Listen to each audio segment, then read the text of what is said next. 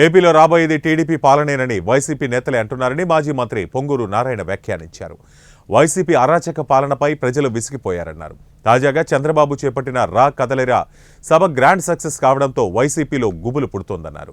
ఈ మేరకు 46-7 డివిజన్లలో బాబు షూరిటీ భవిష్యత్తుకు గ్యారంటీ కార్యక్రమంలో పాల్గొన్న ఆయన వైసీపీ నాయకుల అరాచక పాలనంటూ తీవ్ర విమర్శలు చేశారు.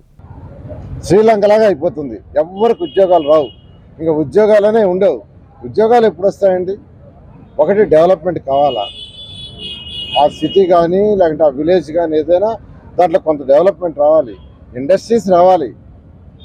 ఈరోజు అమెరికా, చైనా, జపాన్ డెవలప్ అయిందంటే కారణం ఏంటంటే బికాస్ ఆఫ్ ఇండస్ట్రీస్. ఈరోజు చైనా గూడ్స్ అంటాం. ఎందుకు చైనా గూడ్స్ అంటాం? చైనాలో ఇండస్ట్రీస్ అబ్నార్మల్ డెవలప్ చేశారు. అందుకని ఈరోజు పవర్ఫుల్ కంట్రీ అయిపోయింది.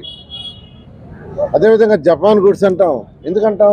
జపాన్లో ఇండస్ట్రీస్ అబ్నార్మల్గా డెవలప్ చేశారు. కాబట్టి ఏ దేశంలో అయినా ఏ రాష్ట్రంలో అయినా ఇండస్ట్రీస్ డెవలప్ అయితే దాంట్లో ప్రజల యొక్క ఆదాయం పెరుగుతుంది. ప్రజల ఆదాయం పెరిగినప్పుడు వాళ్ళ భవిష్యత్తు బాగుంటుంది. కానీ ఈ ముఖ్యమంత్రి అసలు ఏమీ ఆలోచించలా,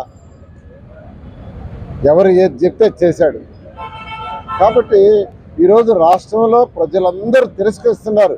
కన్యాకుమారి నుంచి కాశ్మీర్ దాకా తెలుగు వాళ్ళు ఎవరున్నా, ఈ రాష్ట్రమే కాదు, కన్యాకుమారి నుంచి కాశ్మీర్ దాకా తెలుగు వాళ్ళు ఎవరున్నా వాళ్ళ డిస్కషన్ ఏంటంటే ఆంధ్రప్రదేశ్లో ఈసారి తెలుగుదేశం పార్టీ వస్తుంది, జగన్ ప్రభుత్వాన్ని అడ్రస్ లేకుండా చేస్తున్నారు అంటే అక్కడ వాళ్ళు డిస్కస్ చేసుకుంటున్నారంటే అక్కడ వాళ్ళకి ఫీడ్బ్యాక్ ఎవరు చెప్పారు?